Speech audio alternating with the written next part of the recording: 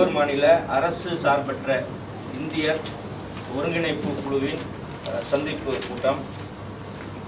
இந்த சந்திப்பின் நோக்கம் அவங்க எல்லோருக்கும் தெரியும். ஜோகூர் மாநிலத்தில் அரசாங்க துறைகளில் இந்தியர்களின் வேலை வாய்ப்பு முதல் நிலையில், அடுத்து இரண்டாவது நிலையில் ஜோகூர் மாநில சமூக இலாக்காக்களில், அரசாங்க சமூக இலாக்காக்களில் இந்தியர்களின் உரிமை அல்லது உதவி இரண்டாவதாக, மூன்றாவதாக அரசாங்கத்துறையில் திவால் சமூக நல பிரிவின் திவால் நிலையில் இருக்கின்ற அந்த இந்தியர்களின் பாதிப்புக்குள்ளான அவர்களின் நிலையை எவ்வாறு நாம் சரி செய்வது, அந்த உரிமைகளை எவ்வாறு பெறுவது, இந்த மூன்று துறையை தொட்டு மட்டுமே பேராளர்கள் இங்கே கருத்துரைக்குமாறும் விவாதிக்குமாறும் ஜோகூர் மாநில இந்தியர் அரசு சார்பற்ற ஒருங்கிணைப்பு குழுவினுடைய செயலாளர் திரு MS மணியம் அவர்களை வரவேற்புரையாற்ற அழைக்கின்றேன். இந்திய சமுதாயத்தை முட்டாளாக்கி விட்டார்கள். ஜோகூரில் மருடேக்கா தொட்ட காலத்திலே, நாடு சுதந்திரம் அடைந்த காலத்திலே 40% அரசு ஊழியர்களை கொண்ட மாநிலம் ஜோகூர் மாநிலம். என்னால் நிரூபிக்க முடியும். 1980 வாக்கிலே ஏறக்குறைய 20-25% குறைக்கப்பட்டது. பெருமையோடு சொல்லுகின்றேன். இன்றைக்கு எவ்வளவு தெரியுங்களா? ஜோகூரில் 1.32% தான் இந்தியர்கள் ஜோகூர் அரசு துறையில். நம்ம இன்னும் சட்டமன்ற உறுப்பினர் வெற்றி பெற்ற ஒரு தொகுதியில் ஒரு இந்தியருடைய சடலத்தை அடக்கம் செய்வதற்கு தோண்டினா, குழியை தோண்டினா தண்ணி வருது, புதைக்கணும்னா ஏழைகிட்ட காசு இல்லை. கேவலமா இருக்கு. நம்ம தொகுதி, நம்ம இந்திய பிரதிநிதி வெற்றி பெற்ற ஒரு தொகுதிக்குள்ள ஒரு இந்தியனை புதைக்கிறதுக்கு ஒரு இடம் இல்லை. இவர்கள் எதை சாதிக்க போகிறாங்க? அதற்காக அதை ஏற்பாடு செய்கின்றவர்கள் எல்லோரும் அல்லவங்கிட்ட ஏற்பாடு செய்து கொடுத்து அடக்க செலவு 2000-3000 வெள்ளியை அவர்கள் பெற்றுக் கொடுக்குறாங்க. ஜோகூரிலே இன்று உங்களுக்கு நான் சொல்றேன், ஒரு சின்ன புள்ளி விவரத்தை. இந்த ஜோகூர் மண்ணிலே இன்றைக்கு கல்வி இலாக்காவுக்காக ஒதுக்கப்பட்ட இடம் 40,000. மலேசியாவில் இந்த தஸ்தாவில் சொல்றேன், மொத்தம் ஒதுக்கப்பட்ட இடம் 40,506 இடம். மலாய்க்காரர்களுக்கு பூமிபுற்றா கேட்டகரியில் 28,633 இடம். சீனர்களுக்கு 30,569 இடம். கடைசியாக ஒரு கோலம் போட்டாங்க, இந்தியா டான் லைன் 2304. இந்த 2003 இந்தியா டான் லைன் இந்த லைன் எத்தனை காவும்?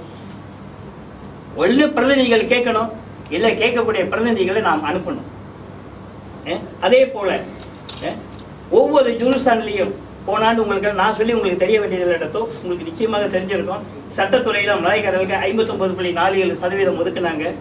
சீனர்களுக்கு 3.31.23% ஒதுக்குனாங்க. இந்தியர்களுக்கு சட்டத்துறையில் 9.3% ஒதுக்குனாங்க. கேட்க நாதி இல்லை, கேட்க நாதி இல்லை. யார் கேட்கறது? அரசியல் கட்சி கேட்க போகுதா? அவர்களுக்கு இந்த நாட்கள் ஆடாமல் இருந்தால் சரி. நான் ரொம்ப தெளிவாக சொல்றேன். அதே போல மருத்துவத்துறையில் பூமிபுத்ராக்கு 52.18% கொடுத்தாங்க.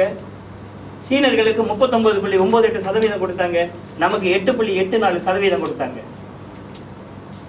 என்கிட்ட ஃபுல் டாட்டா பேஸ் இருக்கு. அதே போல மருந்தகத்துறையில் பார்மசிஸில் மலாய்க்காரர்களுக்கு 51.92% கொடுத்தாங்க. சீனர்களுக்கு 44.6% கொடுத்தாங்க. இந்தியர்களுக்கு 3.48% கொடுத்தாங்க. நான் உங்களை கேட்கிறேன், நாம இந்த 50 வருஷம் இந்த நாட்டுக்கு நான் ஓசிலியா ஓட்டு போட்டுட்டு இருக்கோம். உண்மையை சொல்ல போனா ஜோகூரில் நாங்களாம் ஏமாற்றப்பட்டு கொண்டு இருக்கிறோம். இன்றைய சூழ்நிலையில் இந்த நிலையை இவர்கள் மாற்ற முன்வரவில்லை என்றால் நாமெல்லாம் ஒரு முடிவுக்கு வந்துடணும். முடியும் முடியாதுன்ற முடிவுக்கு வந்துடணும். நான் ரொம்ப தெளிவாக உங்களை வச்சுக்கிட்டே சொல்றேன். 30 ஆண்டு காலம் இந்த பொது சேவையில் இருக்கிற ஒரு பொது இடத்துல சொல்றேன், எங்க பாதுகாக்கப்பட்டிருக்கோம்? பெல்டாவில் கோடிக்கணக்கில் பணங்கள் திருமுள்ளு பண்ணி 5 ஆண்டுகளில் 2.7 பில்லியனை திருடி தின்ன இந்த அரசாங்கம் அவனுக்கு போனஸ் கொடுக்கக்கூடிய நேரத்தில் இந்த தோட்டத்தில் காடு மாடு வெட்டி சாட்சியில் இந்திய சமுதாயம் அதிகமாக வாழ்ந்த தோட்டப்பிறகு தொழிலாளர்கள் அடிப்படை சம்பளத்தை கொடுக்க ஏன் முன் வர மாட்டுது? ஆனா எங்களுடைய நோக்கமெல்லாம் எங்களுக்கு எங்களுடைய உரிமைகள் வேணும். இந்த மண்ணில் நாங்கள் இந்த மண்ணில் உழைச்சிருக்கோம். நான் கேட்கறேன், 222 பார்லிமெண்ட் தொகுதியில் எந்த நாடாளுமன்ற உறுப்பினர் வரி பணம் கட்டியிருக்கான்? இது வரைக்கும் இந்த நாட்டில் எந்த நாடாளுமன்ற உறுப்பினர் டாக்ஸ் கட்டியிருக்கான்?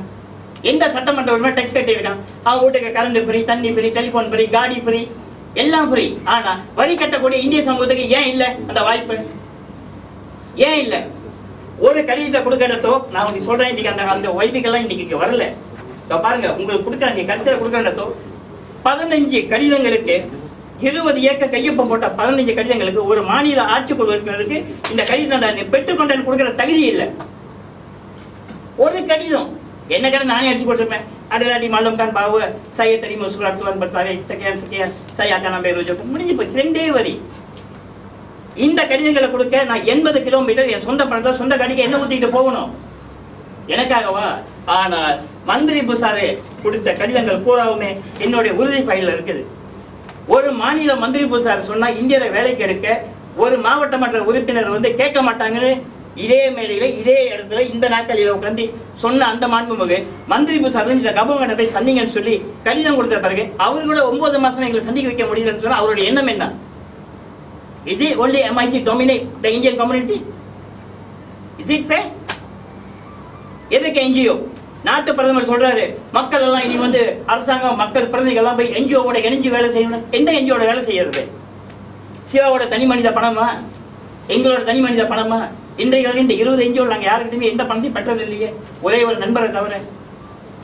யாருக்காக கேட்கணும் என்பது முக்கியமல்ல, எதற்காக எந்த சூழ்நிலை கேட்க வேண்டும் என்பதை ஒவ்வொரு இயக்கமும் இன்னைக்கு நீங்க முடிவு எடுத்து தான் ஆகணும். மலேசியாலேயே இந்த ஜொஹூர் மாநிலம் தான் இந்தியர்கள குறைவான எண்ணிக்கையில் அரசாங்கத்தில் வாய்ப்பு கொடுத்துருக்கு. The worst state I can safely say, Johor. But Johor Mantri Basai has done a lot also. அவர் நிறைய இந்தியர்களுக்கு செஞ்சிருக்காரு. நானே சொல்லுவேன், அடிச்சு சொல்றேன். Actually, we are not anti-government. கருத்து இருக்கு நம்மளுக்கு, we got difference of opinion. ஆனா இங்க வரும்போது நம்ம வந்து எந்த கட்சி மோகன் வந்திருக்காரு, so what is in HRP? அவர் இந்தியாக்காரர் இல்லையா? This is an Indian issue la. We must first, all of us must look at the issue. Don't look at which party we belong to. MB actually, people have not really told him our needs. நம்ம வந்து இந்த மாநிலத்தில் mister மணியமோட notes பிரகாரம் இந்த issue வந்து DAP கொண்டு வந்துச்சு Johor state அசம்பிளியில் early part of this year. என்ன பாயிண்ட் அவுட் பண்ணாங்கன்னா டிஏபி கவர்மெண்ட் கிட்ட, அது என்ன 8372 வேகன்சியில் 2009 வெறும் 10 சீனர்களும் 116 இந்தியர்களும் மட்டும் நீங்க எப்படி எடுத்திருக்க முடியும்? புள்ளி விவரம் பார்த்தா இந்தியாக்காரங்களோட 1.39%. Only 1.39%. After the INDRAF, former Prime Minister என்ன சொன்னாரு, 7.4க்கு இன்க்ரீஸ் பண்ணணும். Prime Minister Badawi, former Prime Minister என்ன சொன்னாருன்னா, INDRAF வந்த பிறகு after the issue சொன்னாரு, ப்ராமிஸ் பண்ணாரு, we will increase the Indians in the civil service to 7.4. அப்ப வந்து it was around 2 point something தான். ஆனா to be with all honesty, ஃபெடரல்ல இன்க்ரீஸ் பண்ணிருக்காங்க, இல்லன்னு இல்லை, மேபி நாட் 7.4. ஆனா Johor State no. So we are using the proper channel. YBA கூப்பிட்டோம், எக்ஸ்பிளைன் பண்ணோம். அவரும் உடனே ஒரு 2 வாரத்தில் ஒரு அறிக்கை விட்டார். என்ன சொன்னாரு, MB அக்ரி பண்ணியாச்சு, நான் மாநிலத்தில் பேசிட்டேன், அசம்பிளியில் பேசிட்டேன், இந்தியர்களுக்கு 1000 seat government jobs 1000 within 5 years அறிவிச்சிட்டார், பேப்பர்லையும் போட்டாரு, எல்லாம் வந்துச்சு. This is what has been happening. பல வருஷமா ஒரு அறிக்கை கொடுக்கறது, ஒரு அனௌன்ஸ் பண்றது, எல்லாரும் கைத்தட்டு பாராட்டி முடிஞ்சு போச்சு. Result 0. This is what we don't want. நம்ம யாருமே நான் தாக்கி பேசல. I'm just telling you facts what happen. நீங்க கேட்கணுங்களா நாளைக்கு, நீங்க அதெல்லாம் எங்கிட்ட சொல்லலைன்ட்டு அதுலேருந்து ஸ்டார்ட் பண்றேன். அதனால அவர் வேலை செய்யலாம், அந்த ஸ்டைல் நம்மளுக்கு வேணான்றோம். We want results. அந்த 1000 ஒரு சொல்லி 7 மாசம் ஆச்சு, ஜனவரி வரப்போகுது. அட்லீஸ்ட் 1000 ஒரு வருஷத்துக்கு 200 பேர் எடுக்கணும். Right or not? 5 வருஷத்துல 1000 பேர். இதை எப்படி எடுக்க போறாங்க? கோட்டா பேசிஸ், மெரிட் பேசிஸ்ல இதை எடுத்தா இது சரி வராது. Quota basis. அப்ப what is the step the government after announcing What is the step, the measure? இது எப்படி நடத்த போறாங்க நம்மளுக்கு யாருக்குமே தெரியும். ஒரு இவங்க மாதிரி கவர்மெண்ட் பிஎம் மாதிரி ஒரு டாஸ்க் ஃபோர்ஸ் போட்டாங்களா டு ஓவர்சி இல்லையா ஜோஹோல? Nothing. No mention, no action, no follow up. Then how to trust? Tell me, how to trust? அப்புறம் நம்ம கூப்பிட்டோம் வாங்க பேசலான்ட்டு. இல்லை சில பேர் அதில் வந்து இந்த கட்சியில் இருக்காங்க, அந்த கட்சியில் இருக்காங்க. சரிங்க, ரொம்ப நன்றி. Then we took the matter to Kolarur. Mister Bala வந்திருந்தாரு. பிரைம் மினிஸ்டர் வரைக்கும் போயிட்டு கொடுத்துட்டோம் மெமோரண்டம் அடிச்சு.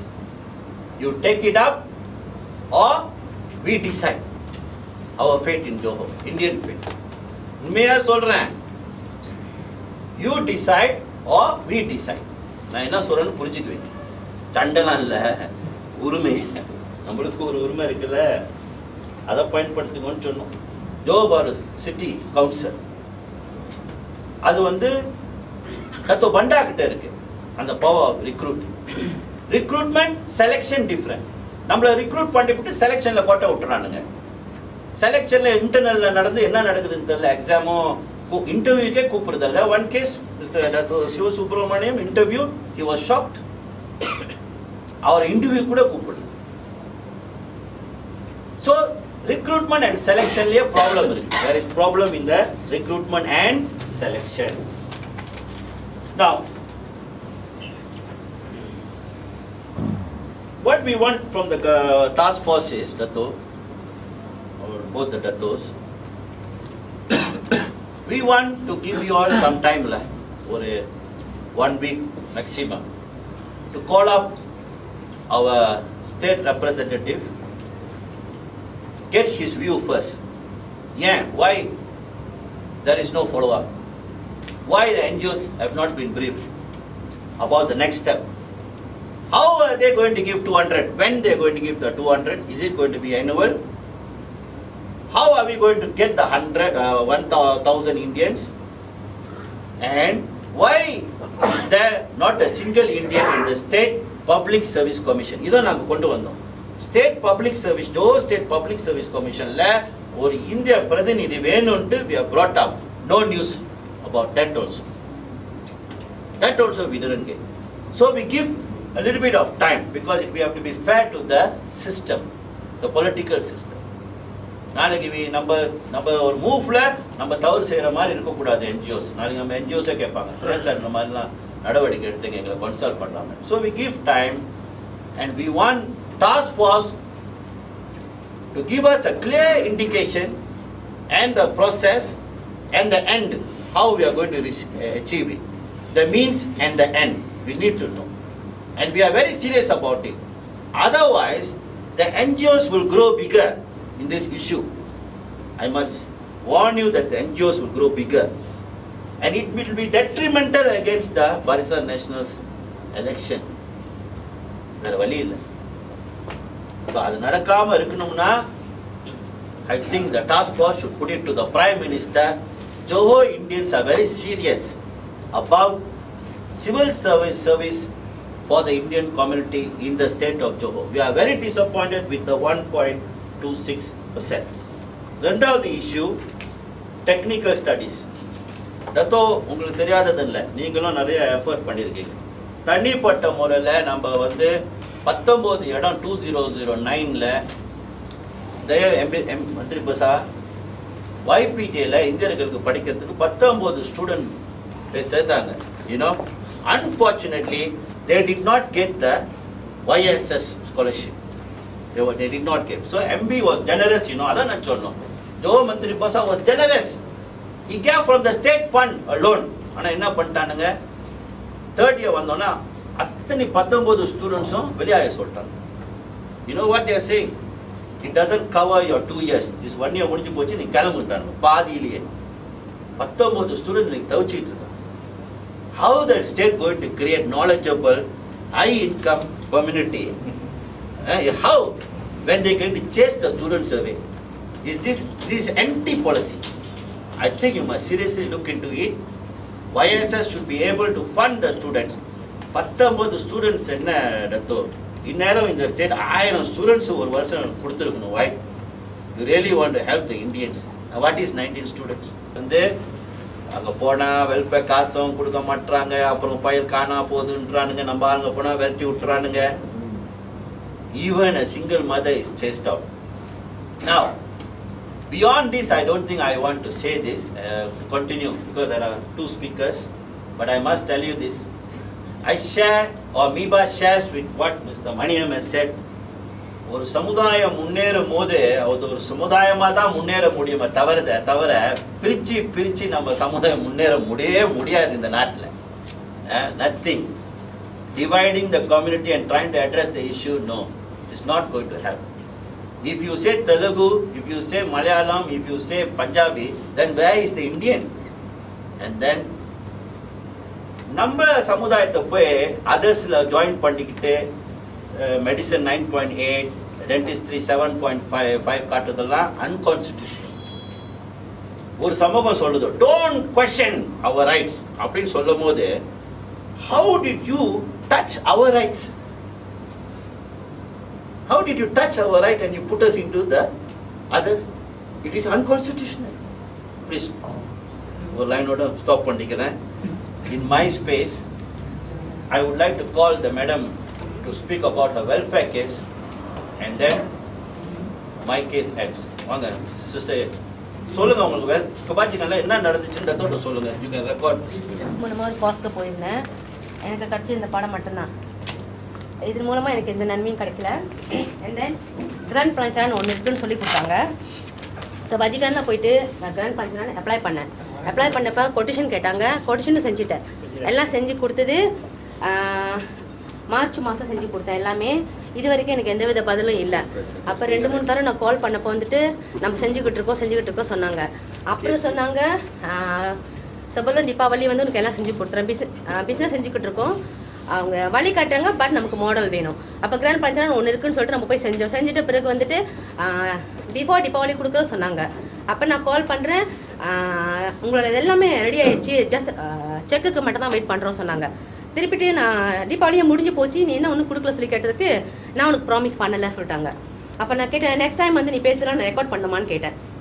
அப்போ கேட்டப்போ வந்துட்டு நீ என்ன அப்படி பேசுகிறேன்னு எனக்கு கேட்டாங்க. அப்போ நான் வந்து சிவா அண்ணட்டையும் மணியம் அண்ணட்டையும் போய் சொன்ன மாதிரி எனக்கு பிரச்சனை சொல்லிவிட்டு, அப்போ அவங்க போய் பார்த்துருக்காங்க. அவங்க போய் பார்த்துட்டு அவங்ககிட்ட சொல்லியிருக்காங்க, ப்ராமிஸ் பண்ணியிருக்காங்க கடைச்சின்னு சொல்லிட்டு. ஸ்டில் என்ன வரைக்கும் எனக்கு நல்ல பதில் இல்லை. அங்கே போனமுக்காக வந்து இன்டர்வியூ பண்ணுறாங்க, கேட்டால் சொல்கிறாங்க. இப்போ லாஸ்ட்டாக நான் போய் பார்த்தப்போ வந்து சொன்னாங்க, தீபாவளிக்கு நான் வந்து கொஞ்சம் கொலெக்ட் பண்ணி உனக்கு காசு தரேன்.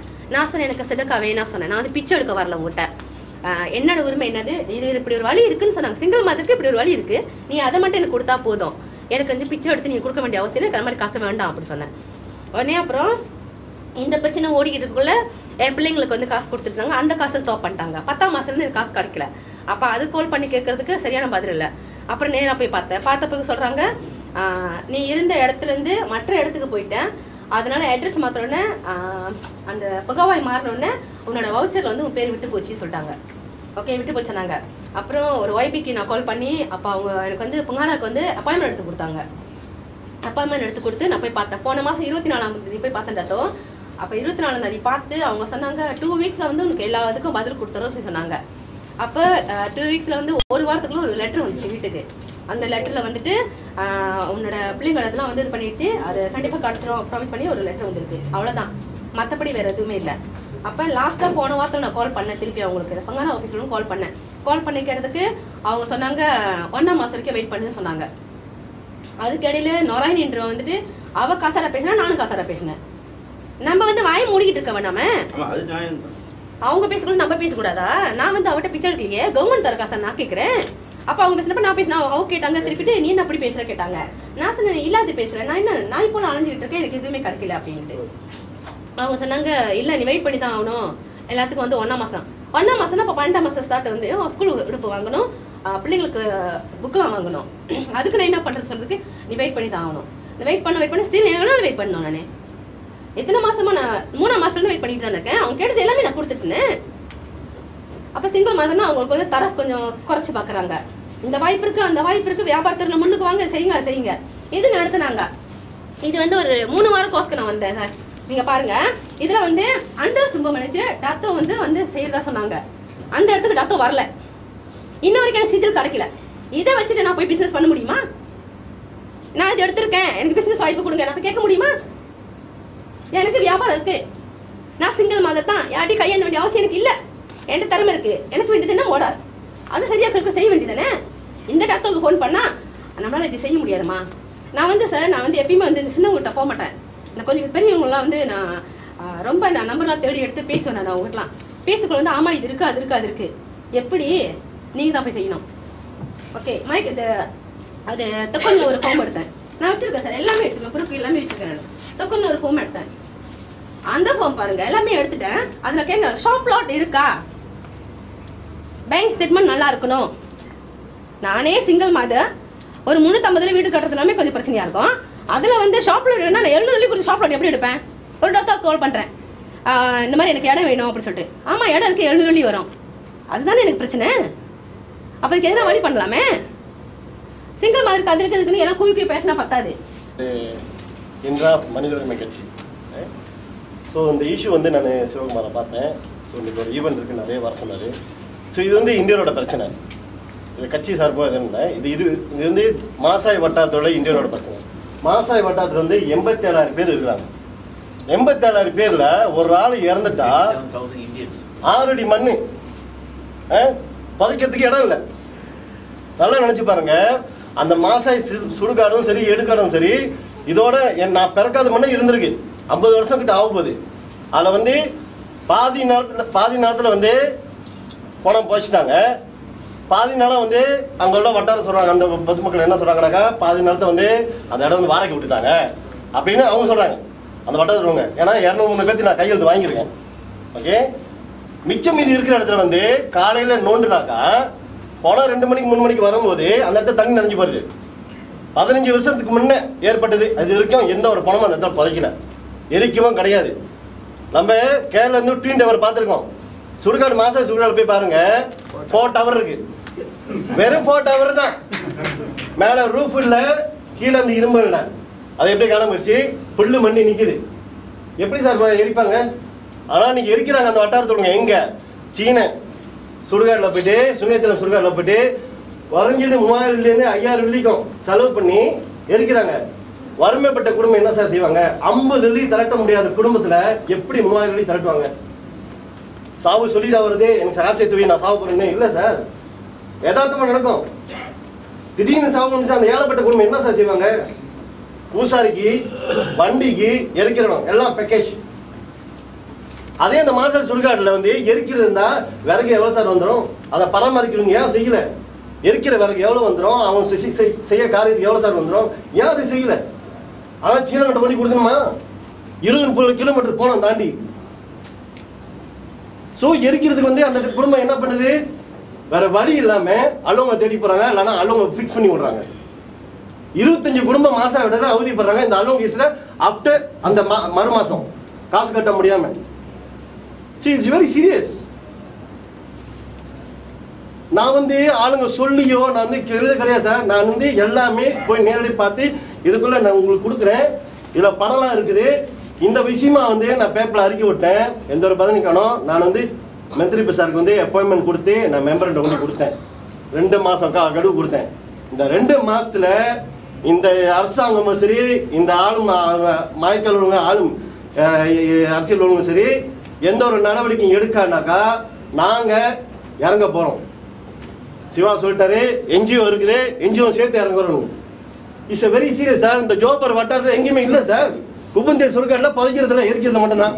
இந்த ஸ்கூடாய் வட்டாரம் வரைக்கும் பாருங்க, எங்கேயுமே முழு ஒரு சுத்தமான ஒரு புதைக்கிறதுக்கு நிலைமை இல்லை சார். நம்ம சமுதாயம் புதைக்கிறதும் இருக்கு, எரிக்கிறதும் இருக்கு.